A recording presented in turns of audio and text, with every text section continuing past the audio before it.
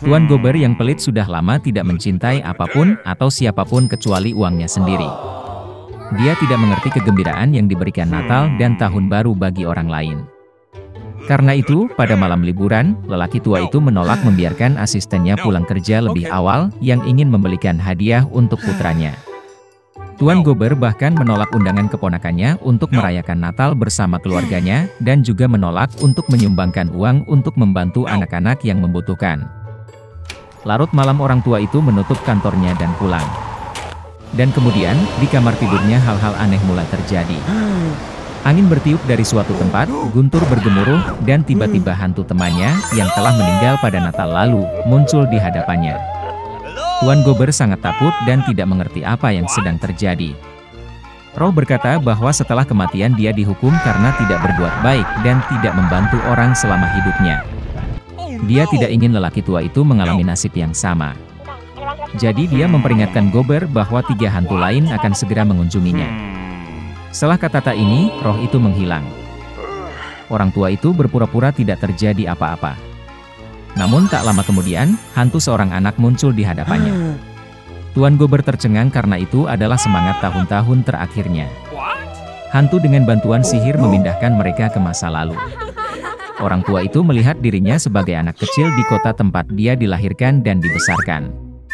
Dia sedang mendekorasi pohon Natal dan dia bersenang-senang.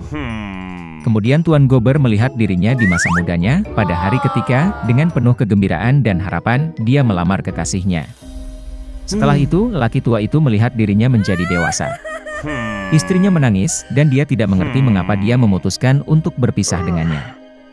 Faktanya adalah bahwa Gober tidak lagi memperhatikannya, tetapi hanya memikirkan uang. Orang tua itu tidak bisa melihat dirinya sendiri dari luar, dan meminta hantu untuk mengembalikannya. Roh itu akhirnya menghilang, tetapi hantu lain muncul menggantikannya. Dia membawa Gober ke rumah asistennya pada malam Natal. Seluruh keluarga sedang duduk di meja yang buruk. Orang tua itu yakin bahwa mereka semua membencinya, tetapi dia menjadi yakin bahwa sebenarnya tidak demikian. Ajudan itu bersulang untuk kesehatan Tuan Gober, dan istrinya dengan senang hati ikut bersulang. Dan kemudian orang tua itu memperhatikan bahwa putra asistennya sakit. Gober merasa kasihan pada anak itu dan malu atas perilakunya. Kemudian hantu itu membawa lelaki tua itu ke rumah keponakannya. Seluruh keluarganya senang dengan liburan itu. Yang terpenting, mereka meninggalkan tempat duduk di meja untuk Tuan Gober. Orang tua itu tidak menyangka akan melihat ini, dia selalu berpikir bahwa seluruh keluarga membencinya. Akhirnya hantu itu menghilang, tetapi roh tahun-tahun mendatang muncul menggantikannya. Dia membawa Tuan Gober ke pemakamannya sendiri. Semua orang mengatakan bahwa menjadi lebih mudah bagi mereka ketika lelaki tua itu akhirnya meninggal. Baru kemudian dia menyadari bahwa sepanjang hidupnya dia tidak membawa kebaikan kepada siapapun. Kemudian Gober melihat asistennya membawa bunga ke kuburan putranya. Orang tua itu tidak bisa lagi melihatnya, dan meminta hantu untuk membawanya kembali. Roh ketiga menghilang, dan Gober kembali ke rumah. Orang tua itu akhirnya memutuskan untuk berubah menjadi lebih baik.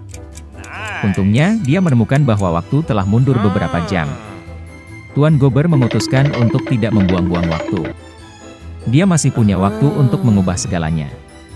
Orang tua itu sangat senang dengan kedatangan Natal. Dia mengirim kalkun paling mahal dan paling gemuk ke rumah asistennya. Gober kemudian mengirim hadiah kepada putra penolong dan menyumbangkan sejumlah besar uang untuk amal. Setelah itu, lelaki tua itu pergi merayakan Natal bersama keponakannya, di mana seluruh keluarga menyambutnya. Keesokan harinya, ketika asisten Gober datang bekerja, dia menaikkan gajinya. Untuk putranya, lelaki tua itu menjadi ayah baptis. Ten Gober memberi anak itu perawatan terbaik dan dia terus menikmati hidup sehat. Sejak itu, laki tua yang pelit itu menjadi orang yang paling baik dan paling dermawan di kota, dan telah mendapatkan cinta dan hormat universal. Suatu ketika ada seorang gadis. Dan dia memiliki rambut yang indah dan panjang sehingga semua orang yang melihatnya tidak dapat mengalihkan pandangannya. Untaiannya sangat ringan, hanya emas. Oleh karena itu, mereka memanggilnya Goldilocks. Untuk semua kecantikannya, dia adalah gadis kecil yang sangat nakal. Ibu selalu mengizinkannya berjalan-jalan di halaman, tetapi memerintahkannya untuk tidak pergi ke hutan di belakang rumah mereka. Goldilocks sangat tertarik untuk mengetahui apa yang ada di hutan itu. Jadi, sementara ibu tidak melihat, entah bagaimana dia meninggalkan rumah ke dalam hutan. Gadis itu berjalan lama di dalam hutan. Entah dia menemukan beri, lalu melihat bunga yang indah, lalu mendengarkan bagaimana burung berkicau. Jadi dia tersesat di hutan. Dan tiba-tiba dia melihat rumah yang tidak biasa di tempat terbuka. Goldilocks mendekatinya dengan tenang. Saya berjalan berkeliling, tetapi tidak melihat siapapun. Dia mengetuk pintu, tapi tidak ada yang menjawab.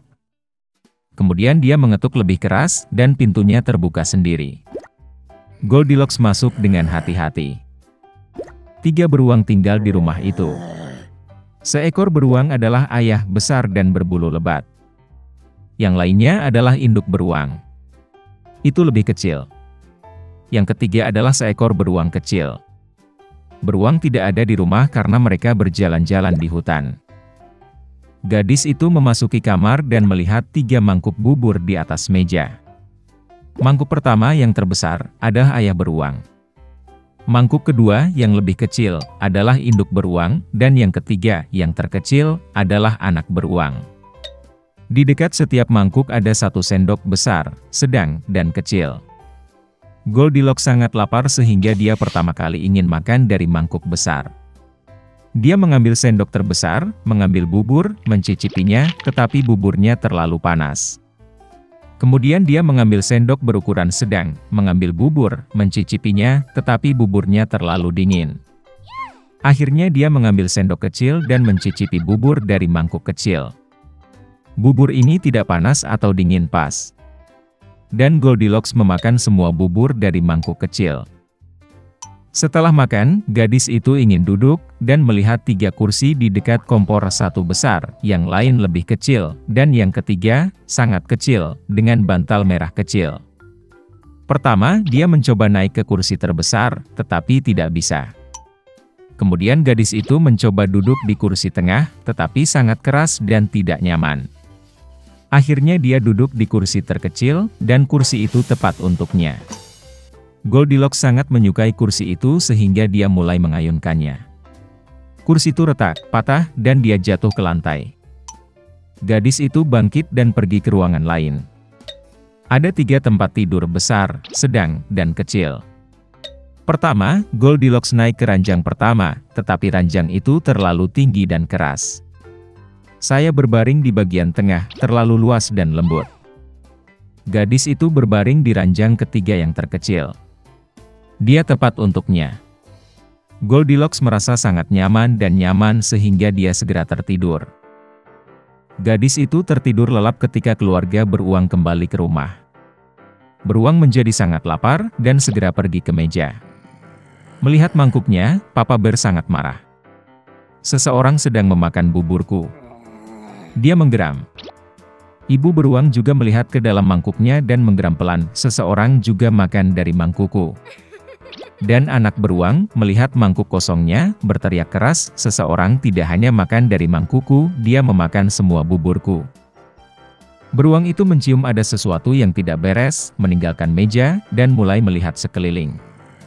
Ayah beruang memperhatikan bahwa seseorang memindahkan kursinya dan menggeram dengan suara yang mengerikan, seseorang sedang duduk di kursiku.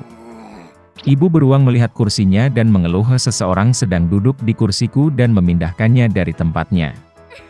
Dan kemudian, beruang itu melihat kursinya yang rusak dan sekali lagi berteriak dengan keras, seseorang tidak hanya duduk di kursiku, tapi juga mematahkannya. Ketiga beruang itu dengan hati-hati masuk ke kamar tidur.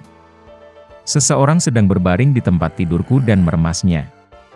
Papa Bear meraung dengan suara yang mengerikan. Dan seseorang juga berbaring di tempat tidurku dan meremasnya, geram ibu beruang. Teddy Bear melihat ke tempat tidurnya dan berteriak lagi, seseorang sedang berbaring di tempat tidurku. Dan kemudian dia melihat gadis itu dan menjerit dengan suara pelan, dan masih tidur di dalam dia. Ayah dan ibu beruang pergi ke tempat tidur dan melihat bahwa seorang gadis kecil sedang tidur di sana. Goldilocks terbangun dari jeritan anak beruang, dan sangat ketakutan, ada 3 beruang di depannya. Dia langsung melompat keluar rumah, dan berlari kemanapun matanya memandang, tanpa melihat ke belakang. Gadis itu berlari sangat lama, dia sangat lelah, dan kemudian dia melihat ibunya, yang mencari putrinya yang hilang di hutan. Sejak itu, Goldilocks selalu mendengarkan ibunya, dan tidak melakukan apapun tanpa izinnya. Dia menjadi gadis yang sangat penurut, baik dan baik.